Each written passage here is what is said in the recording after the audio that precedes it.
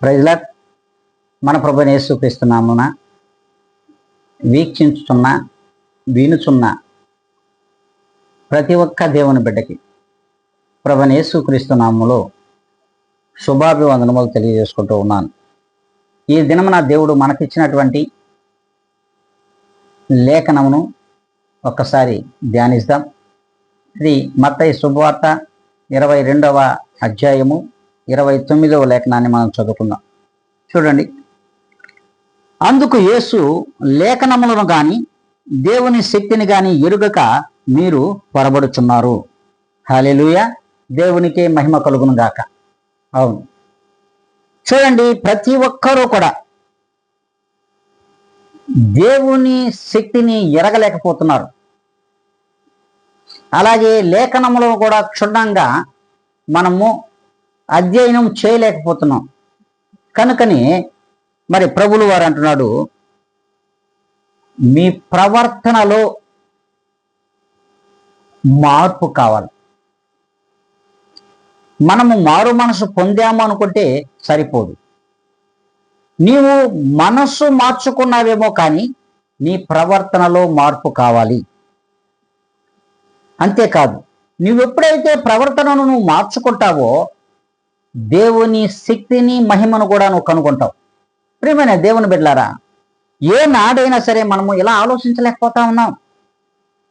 మనిషిని మనిషిగా ప్రేమించలేకపోవడం, మన ప్రవర్తనలో మార్పులు కావాలనుకుంటే. అంటే మనసు మార్చుకున్నాం, ప్రవర్తన మారలా. మన ప్రవర్తన మారాలంటే మనిషిని మనిషిగా ప్రేమించాలి. మనిషిని ఏనాడు నువ్వు దూషించకూడదు. నిన్ను వలే నీ పొరుగువాడిని, నీ శత్రువును కూడా ప్రేమించాలి. అంతేకాదు, ప్రతి విషయంలో కూడా నువ్వు ప్రవర్తనలో మార్పు కలిగి ఉంటే, నీ నడవడికలో అనగా నీ నడవడికలో మార్పును నువ్వు కలిగి ఉంటే అప్పుడు నీవు దేవునికి ఇష్టమవుతావు. ఇలా దేవునికి నువ్వు ఇష్టం లేని నాడు, నీ ప్రవర్తన దేవునికి నచ్చని నాడు నువ్వు దేవుని శక్తిని కనుగొనలేవు, ఆయన మహిమను కూడా ఈ లోకంలో కనుగొనలేవు.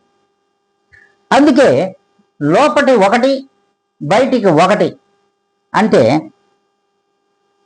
తేడా మనిషి అయిపోతావు. తేడా మనిషి అయిపోతావు. లోపల ఒక తత్వము, వెలుపట ఒక తత్వాన్ని నువ్వు ప్రదర్శిస్తున్నావు.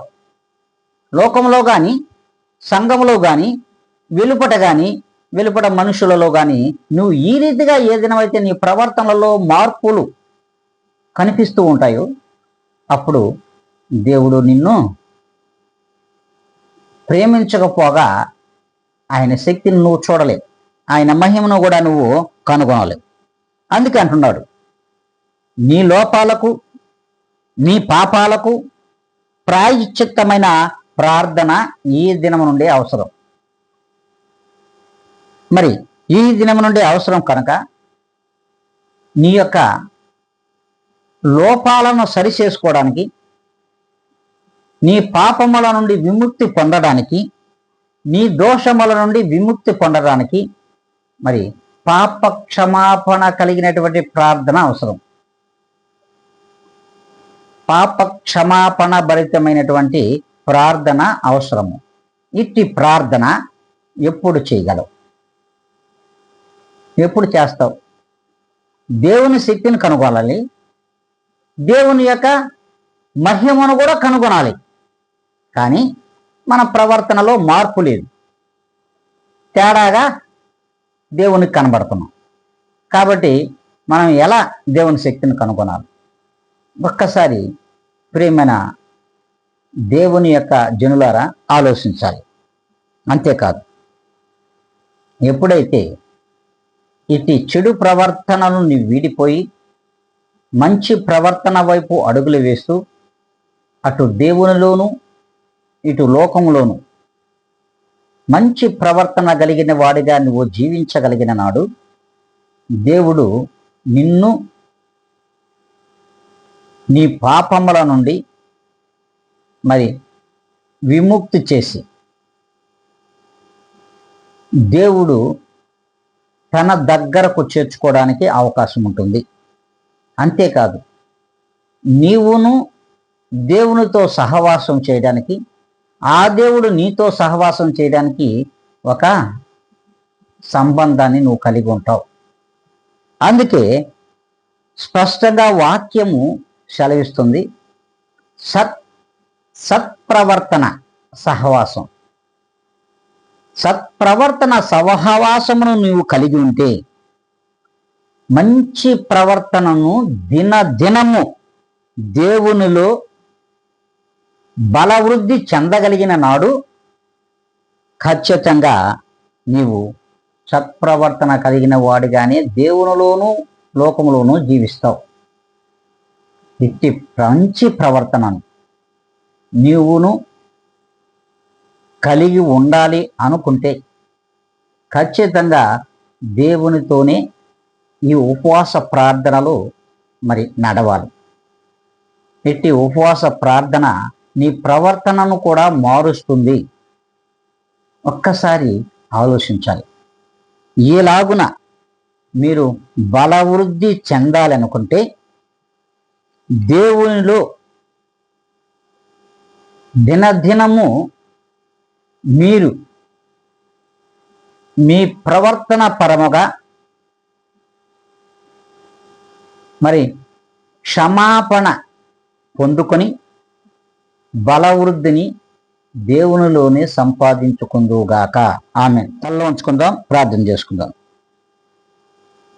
మహాగణుడవు, పరిశుద్ధుడవు, ప్రేమ నమ్మకము కలిగిన మా తండ్రి ప్రభువా, ఇదిగోనైనా మీతో సహవాసము మేము చేయాలంటే, మీతో సహవాసము కలిగి జీవించాలి అన్నట్లయితే మా యొక్క ప్రవర్తనను మేము మార్చుకోవాలి.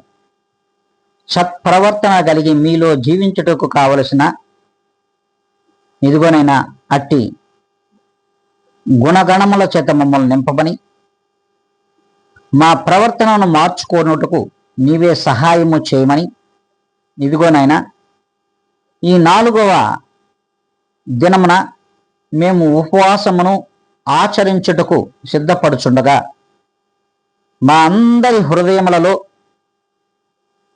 మా యొక్క తలంపులన్నిటిని కూడా లోకపరమైన తలంపులను,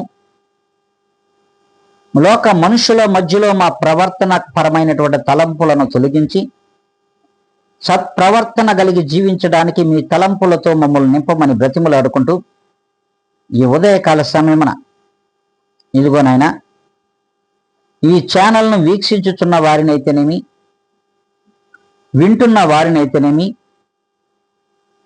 మీ యందు కృపలో నడిపిస్తూ మీ సన్నిధిని తోడుగా ఉంచమని బ్రతిమలాడుకుంటూ జీవాధిపతి అయిన యేసుక్రీస్తు నామమున అడిగి వేడుకొని ప్రార్థిస్తున్నాను మా ప్రియ గొప్ప పరలోకపు తండ్రి. ఆమెన్.